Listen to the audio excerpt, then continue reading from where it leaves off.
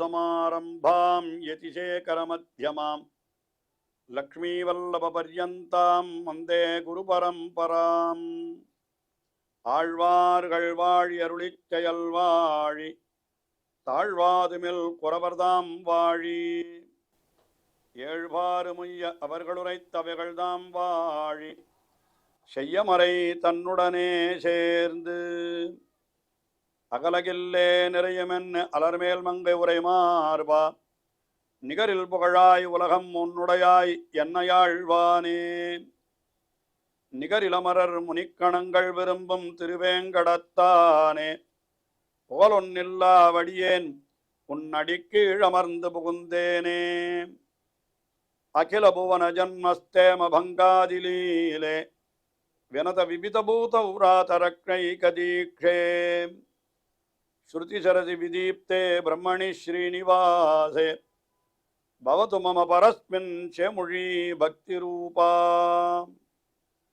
ஸ்ரீமான் வெங்கடநாதார்ய கவிதார்க்கிககேசரி வேதாந்தாச்சார்யவர்யோ மே சந்நிதத்தாம் சதா ஹிருதி. யோ நித்யமச்சுதபதாம்புஜயுக்மருக்மவ்யாமோகதஸ்ததிதராணி திருணாய மேனே. அஸ்மத்குரோர்பகவதோஸ்ய தயைகசிந்தோः ராமானுஜஸ்ய சரணௌ சரணம் பிரபத்யே. யதிராஜர் என்று போற்றப் பெறுகின்ற ஸ்ரீ ராமானுஜர் அவருடைய சிறப்புகளை எல்லாம் 70க்கும் மேற்பட்ட ஸ்லோகங்களிலே வர்ணித்து அருளிச் செய்கிறார் வேதாந்த தேசிகன். இது யதிராஜ சப்ததி என்றே வழங்கப்பெறுகிறது இந்த ஸ்தோத்திரம்.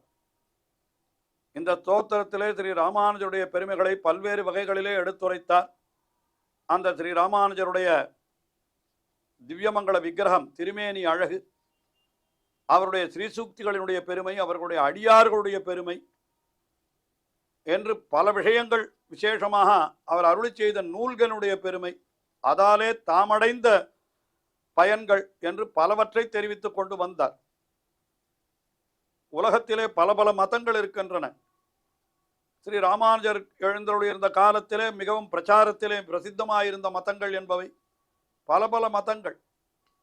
வேதத்தை ஒப்புக்கொண்டவை சில மதங்கள், வேதத்தை ஏற்றுக்கொண்டு அதற்கு தவறான பொருள்களை கூறினவை சில மதங்கள், வேதத்தை ஏற்றுக்கொள்ளாமலே அவற்றை தவிர்த்தவை சில மதங்கள்.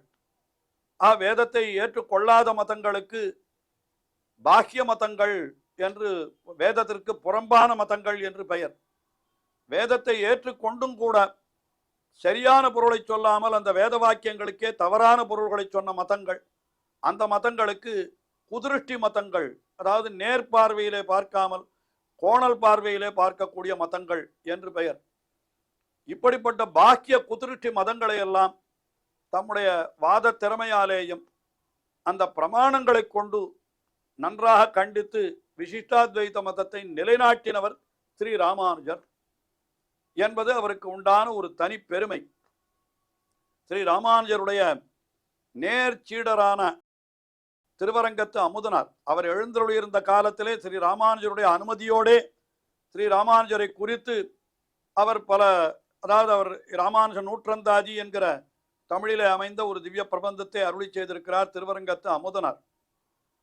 அவர் அந்த திருவரங்கத்து அமுதனார் அருளி செய்த அந்த கிரந்தத்திலேயே இப்படி ஸ்ரீ ராமானுஜர் பிற மதங்களை எல்லாம் கண்டித்து விசிஷ்டாத்வைதத்தை நிலைநாட்டினார் என்கிறது நன்றாக அப்படி சொல்லப்பட்டிருக்கிறது. இன்னும் பிற்காலத்திலே வந்து அவதரித்தவர்களான மணவாள மாமுனிகள் போன்றவர்களும் கூட அரிசமய செடி அதனை அடியறுத்தான் வாழியே என்று மதங்களையெல்லாம் பிற மதங்களையெல்லாம் அவர் அடியறுத்து விட்டார் என்று சொல்லப்பட்டு அவர் அருளி செய்திருக்கிறார்கள். இப்படிப்பட்ட கருத்துக்கள், அதாவது ஸ்ரீ ராமானுஜர் காலத்திலே எழுந்தருளி இருந்தவர்களே அவருடைய பெருமைகளை பலவாறு எடுத்துரைத்தார்கள் என்று சொன்னேனே திருவரங்கத்து அமுதனார் போன்றவர்கள்.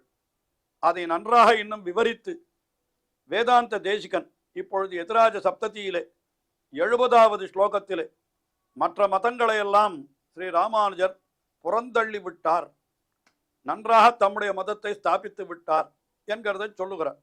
அவர் காலத்திலே என்ன மதங்கள் இருந்தன என்றால் நாம் கீழ் ஸ்லோகத்திலே பார்த்தோமே. வேதாந்த தேசிகன் இதெல்லாம் நான் கற்றேன்னு சொன்னார் என்று பார்த்தோம் அல்லவா?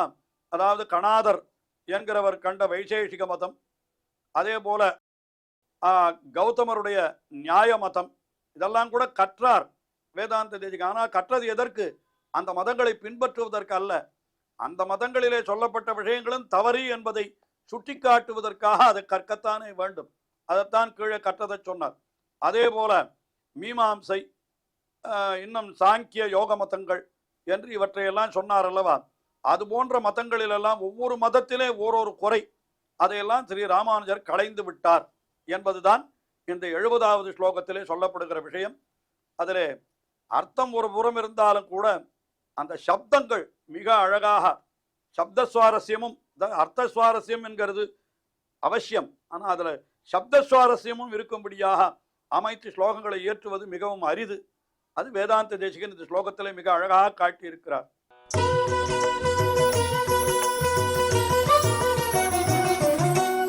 காதா தாத்தாகதானாம் களதி கமனிகா காபிலி குவாபிலீனா க்ஷீணா காணாதவாணி துருகிண ஹரகிரஹ சௌரபன் ஆரபந்தே க்ஷாமா கௌமாரிலோக்திஹி ஜகதி குருமதம் கௌரவாத் தூரவாந்தம் காசங்கா சங்கராதேர் பஜதி யதிபதௌ பத்ரவேதீம் திரிவேதீம்.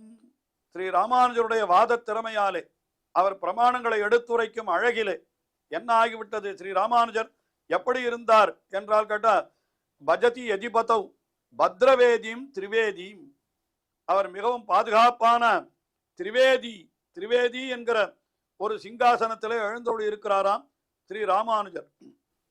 திரிவேதி 3 வேதங்களை அப்படி கொண்டிருக்கிறார் என்று பொருள். அதற்கு சாதாரணமாக 3 வேதம் என்றால் ரிக்வேதம், எதிர்வேதம், சாமவேதம் என்று இப்படி சொல்லுவார்கள். அது மட்டுமல்ல, அந்த வேதங்களுக்குள்ளேயே இருக்கக்கூடிய பேத வாக்கியங்கள், அபேத வாக்கியங்கள், கடக வாக்கியங்கள் என்று சொல்லுவார்கள்.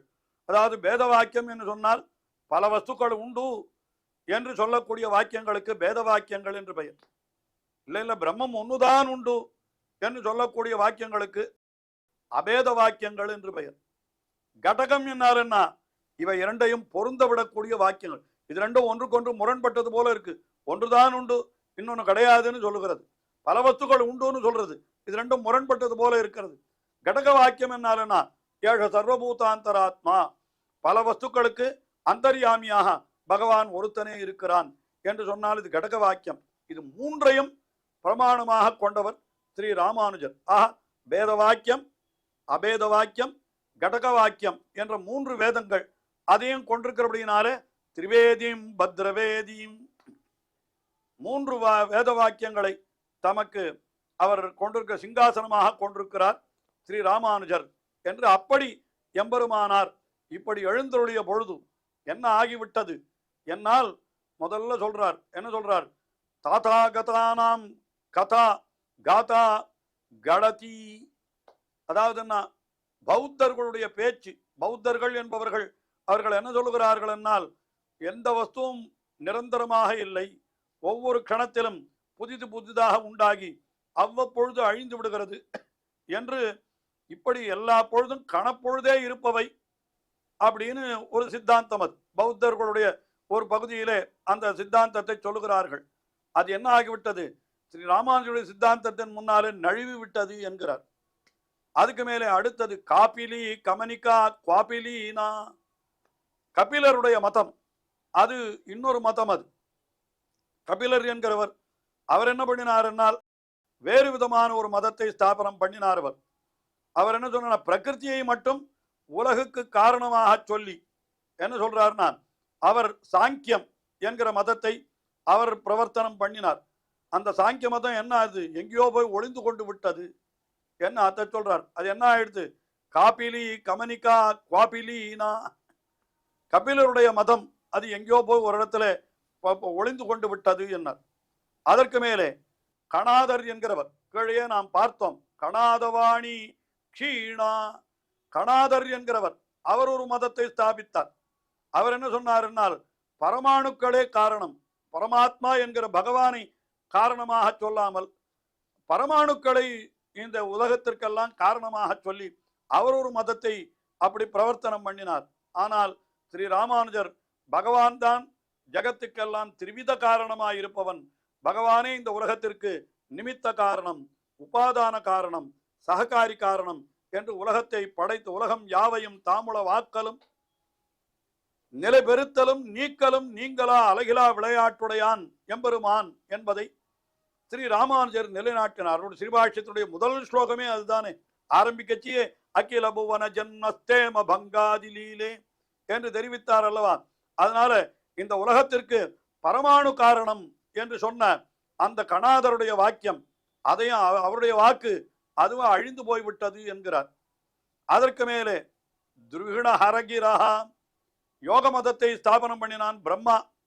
அதே போல ஹரன் அண்ணனாலும் சைவ மதம் என்ன அதையும் கூட என்ன பண்ணினான். அதெல்லாம் என்னாச்சு, ராமானுஜருடைய மதம் வந்த பிற்பாடு சௌரபன் நாரபந்தே, அதனுடைய மனங்கள் எல்லாம் எங்கும் வீசவே இல்லை.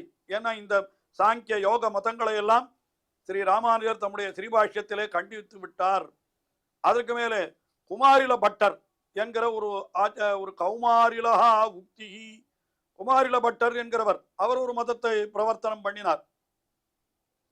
அதாவது இந்த மதங்கள் எல்லாம் ஒவ்வொருத்தரும் ஒரு மதத்தை பிரவர்த்தனம் பண்ணி அதுல ஒரு விஷயத்தை சொன்னார்கள் என்னால் அவர் என்ன சொன்னார்னா, அவர் கர்மங்களுக்கு பலன் அவர் என்ன சொன்னார், மீமாம்சையில குமாரில பட்டர் என்கிறவர் மீமாம்சகர், அதான் மீமாம்சா என்கிற மதத்தினுடைய பிரவர்த்தகர் அவர். அதுல ஒரு சிறந்த பண்டிதர் என்று கொள்ளலாம். அவர் என்ன சொன்னார், இந்த உலகத்திலே பலன் கொடுக்கறதுக்கு பரதேவதை என்று ஒருத்தன் கிடையாது. ஒருத்தன் யாகத்தை பண்ணினால் அதிலிருந்து அபூர்வம் என்று ஒன்று உண்டாகிறது. அந்த அபூர்வம் என்கிறது தான் அவனுக்கு பலத்தை கொடுத்து விட்டு தானும் அழிந்து விடுகிறது என்று ஏதோ ஒரு புதிதாக ஒரு கற்பனை எல்லாம் செய்தார். அது என்ன ஆகிவிட்டது, அவருடைய மதமும் கூட அழிந்து விட்டது. குமாரிலோக்திஹி க்ஷாமா என்னால் மெலிந்து போகின்றது. அதுக்கு மேலே குருமதம் என்னால் பிரபாகரர் என்கிறவர், அவருடைய மதமும் என்ன ஆச்சுன்னா அது தூராவாந்தம், வெகு தூரத்தில் தள்ளப்பட்டு விட்டது என்று சொன்னார். இப்படி இந்த மதங்கள் எல்லாம் தள்ளப்பட்டு விட்டது என்று சொன்னால் அதற்கு மேலே சங்கராதேகே காசங்கா, சங்கரருடைய அத்வைத மதம் அதுவும் தள்ளப்பட்டு விட்டது என்கிறதை சொல்லவும் வேண்டுமோ. இத்தனை மதங்களில் இருக்கக்கூடிய அர்த்தங்களை எல்லாம் எடுத்து அழகழகாக பிரித்து ஆராய்ந்து இவையெல்லாம் தவறு, இதுதான் உண்மையான சித்தாந்தம், இதுதான் என்று ஸ்ரீ ராமானுஜர் தம்முடைய நூல்களிலே அருளி செய்கிற பொழுது அது அத்தனையும் எப்படி காட்டினார்னால், உபனிஷத்துக்கள், இதிகாசங்கள், புராணங்கள் முதலிய பிரமாணங்களை கொண்டு அதிலே சொல்லப்பட்ட விஷயங்களுக்கு நேர் மாறாகவென்றோ இதிலே சொல்லப்பட்டிருக்கிறது. அந்த கிரந்தங்களை பிரமாணமாக ஏற்றுக்கொண்டு விட்டு அதிலே சொல்லப்பட்ட முறையிலே சொல்லாமல் இப்படி சொன்னால் அது பொருந்தாது என்பதை நிலைநாட்டி விசிஷ்டாத்வைத மதம்தான் வேதங்களுக்கும் இதிகாச புராணங்களுக்கும் மற்றுமுள்ள பிரமாணங்கள் அனைத்திற்கும் இயைந்தது என்று அப்படி நிலைநாட்டினபடியினாலே மற்ற மதங்கள் எல்லாம் ஸ்ரீ ராமானுஜராலே தள்ளப்பட்டு விட்டன என்கிற அந்த அர்த்தத்தை இந்த ஸ்லோகத்திலே மிக அற்புதமாக அப்படி அருளி செய்தார் வேதாந்த தேசிகன். இன்னும் அவருடைய ஸ்லோகங்கள் தொடர்கின்றன, தொடர்ந்து அனுபவிப்போம். ஸ்ரீயக்காந்தாய கல்யாண நிதயே நிதயேர்த்தினாம் ஸ்ரீவேங்கட நிவாசாய ஸ்ரீனிவாசாய மங்களம். ஸ்ரீமத் சுந்தர ஜாமாதர் முனிமானசவாசினே சர்வலோக நிவாசாய ஸ்ரீனிவாசாய மங்களம்.